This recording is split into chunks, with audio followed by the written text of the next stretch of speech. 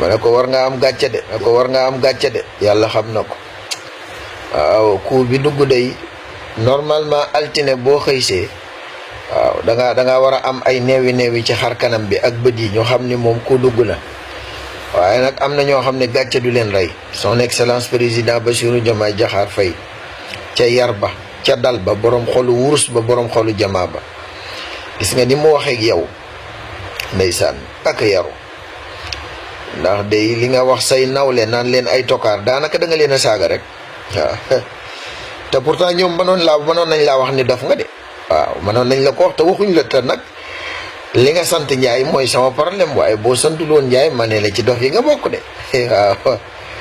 waaw nit nag da ngay boo nekkee ci mpénc da ngay moytu di waxu musiba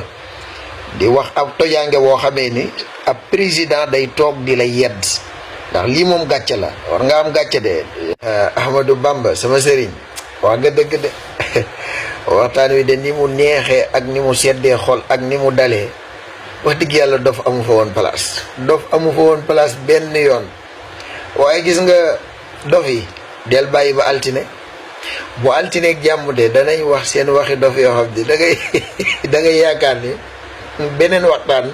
nga doon seetaan bu bokkut ak bi nga seetaan tey jii ci samedi si dañoo doy waar maanaam ndaw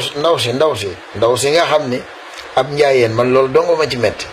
son excellence doon na ko yedd président Bassirou Diomaye Diakhar Faye del xool déglu ko fii ba altine dana wax waxi doppooral yoo xam ni danga naan kii est-ce que bopp bi mi ngi fi waaye bopp bi sax néew fi ma naan est-ce que bopp baa ngi fi te man li ma ci metti mooy danañ leen mas a yóbbu comme ni ko son excellence waxee danañ leen mas a yóbbu te dañ bu ñu leen yóbbee ñu yàq waxtaan wi loolu dongo ma ci metti ay dof lañ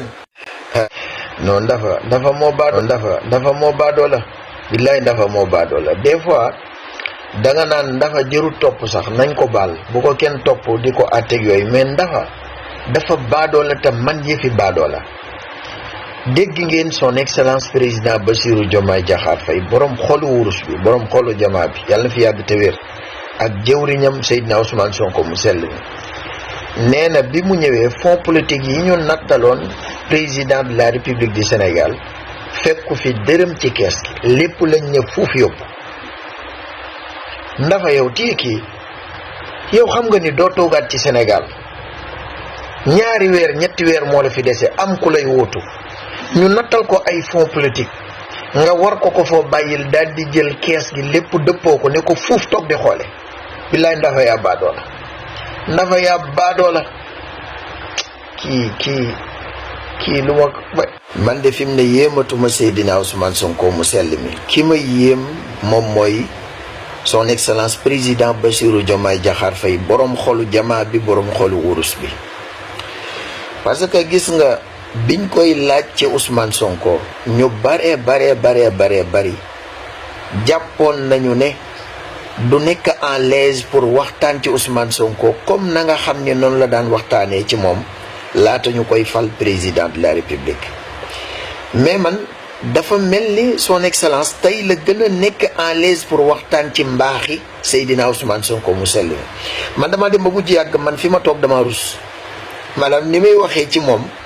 gëdd bi mu ko jox ak solo bi mu ko jox man dama rus dama dem ba ragal ni est-ce que son excellence du mujj tuuri xéewal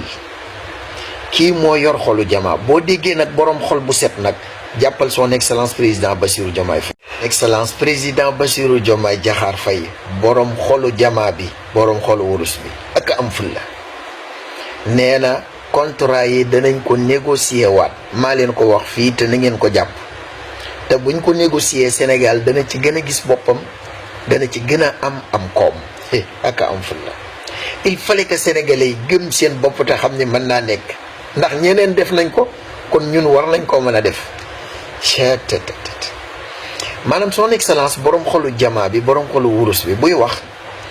day mel ni dañ koo tegal ci kanamam mbooleem baat yi mu war a wax mu tànn ca baat ya gën a dal ya gën a sedd ya gën a jub ya gën a yanu maanaa ya gën a yegg ci am xel ya gën a yegg ci xol mu daan ne ko coppet ñu teg ko ci làmmiñ wi diwaale ko lem mu wax